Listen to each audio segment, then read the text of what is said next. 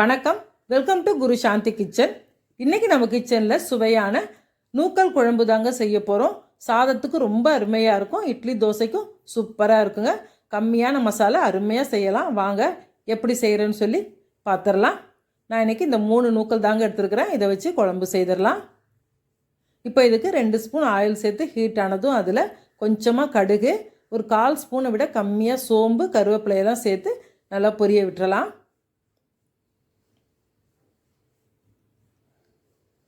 இப்போ ஒரு பெரிய வெங்காயம் நல்லா பொடியாக கட் பண்ணி சேர்த்துக்கோங்க. சின்ன வெங்காயம் இருந்தாலும் 10-15 வெங்காயம் எடுத்து இதே மாதிரி பொடி பொடியாக கட் பண்ணி சேர்த்துக்கலாம். உங்களுக்கு பிடிக்குன்னா முழுசாக கூட போட்டுக்கோங்க, நல்லாயிருக்கும். இப்போ வெங்காயம் ஓரளவுக்கு வதங்கினதும் ஒரே ஒரு தக்காளி சேர்த்துக்கலாங்க. நல்லா பழுத்த தக்காளியாக சேர்த்துக்கோங்க. ஏன்னா இதில் நம்ம புளி கம்மியாக சேர்க்க போகிறோம், அதனால் தக்காளி நல்லா பழுத்து இருந்தால் டேஸ்ட்டாக இருக்கும். 1/4 ஸ்பூனை விட கம்மியாகவே இஞ்சி பூண்டு பேஸ்ட்டு சேர்த்து விட்டுட்டு நல்லா வதக்கிடலாம். இப்போ இதில் கட் பண்ணி வச்சுருக்கிற நூக்கல் சேர்த்துக்கோங்க. ரொம்பவும் பெருசாக கட் பண்ணிட வேண்டாம், மீடியமாக சேர்த்துக்கோங்க. ஏன்னா அந்த காய் வேகிறதுக்கு கொஞ்சம் டைம் எடுக்கும். இப்போ எல்லாமே சேர்த்து நல்லா வதக்கி விட்டுறலாம். இப்போ இதில் காரத்துக்கு 1 ஸ்பூன் குழம்பு மிளகாய் பொடி சேர்த்துக்கிறேங்க. 1/2 ஸ்பூனை விட கொஞ்சம் கம்மியாகவே தனி மிளகாய் பொடி சேர்த்துக்கலாம். உப்பு, மஞ்சள் பொடியெல்லாம் சேர்த்து விட்டுட்டு நல்லா மிக்ஸ் பண்ணிடலாம்.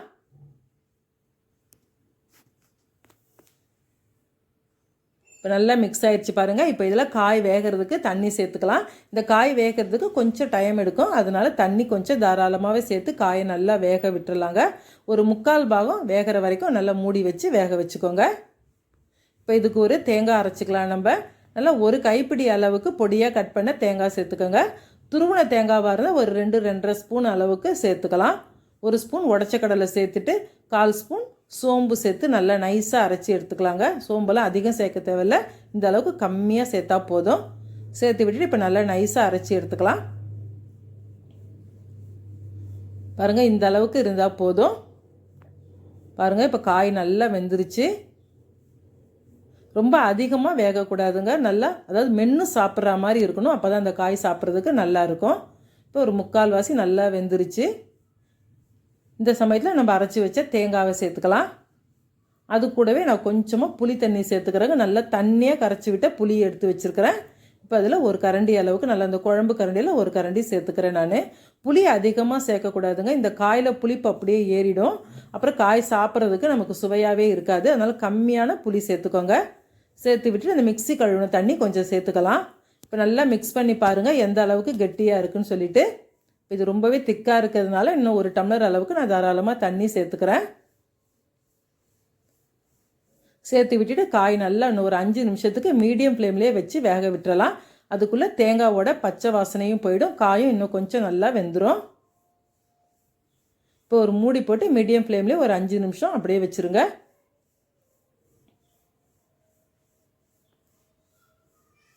பாருங்கள், சுவையான நூல்கோல் குழம்பு ரெடி ஆயிடுச்சு. நல்ல ஒரு கம்மகம்மன் மணமாக இருக்குதுங்க. இப்போ கொஞ்சமாக நல்லா பச்சை கொத்தமல்லி தூவி விட்டுடுங்க. ரொம்ப அருமையான நூக்கல் குழம்பு ரெடி ஆயிடுச்சுங்க. அதிகமான புளி மசாலா எதுவுமே இல்லாமல் நல்லா சூப்பராக இருக்குது. நம்ம அதிகமாக நூக்கல் பார்த்திங்கன்னா சாம்பார் செய்வோம், கூட்டு பொரியெல்லாம் செய்வோம். இந்த மாதிரி டிஃப்ரெண்ட்டாக குழம்பு செய்து பாருங்கள், ரொம்பவே சுவையாக இருக்கும். சூப்பரான நூக்கல் குழம்பு அருமையாக ரெடி ஆயிடுச்சுங்க. இப்போ நம்ம சாதத்துக்கு போட்டு பரிமாறிடலாம். நல்லா சூடான சாதத்தில் நூக்கல் குழம்பு சேர்த்துக்கலாங்க. உண்மையிலே ரொம்ப டேஸ்ட்டாக இருந்துச்சுங்க சாப்பிட்றதுக்கு. ஆனால் சூடாக சாப்பிட்ணும், அது ரொம்ப நல்லாயிருக்கும். இப்போ இதுக்கு பார்த்தீங்கன்னா நான் வெறும் உப்பு மிளகாய் பொடி மட்டும் போட்ட காலிஃப்ளவர் ஃப்ரை பண்ணியிருக்கிறேன், அதை வச்சுக்கலாம். ஒரு 2 ஸ்பூன் அளவுக்கு மாங்காய் பச்சடி வச்சுருக்குறேங்க. இதெல்லாம் சேர்த்து சாப்பிடும்போது ரொம்ப சூப்பராக இருந்துச்சு. இதுக்கு சைட் டிஷ் கொஞ்சம் இந்த மாதிரி காரசாரமாக இருந்தால் நல்லாயிருக்கும் சாப்பிட்றதுக்கு. கண்டிப்பாக இதே மாதிரி ட்ரை பண்ணிவிட்டு கமெண்ட் பண்ணுங்கள், லைக் ஷேர் பண்ணுங்கள். இந்த வீடியோ பிடிச்சிருந்தால் மறக்காமல் நம்ம சேனலுக்கு சப்ஸ்கிரைப் பண்ணிக்கோங்க. நன்றி.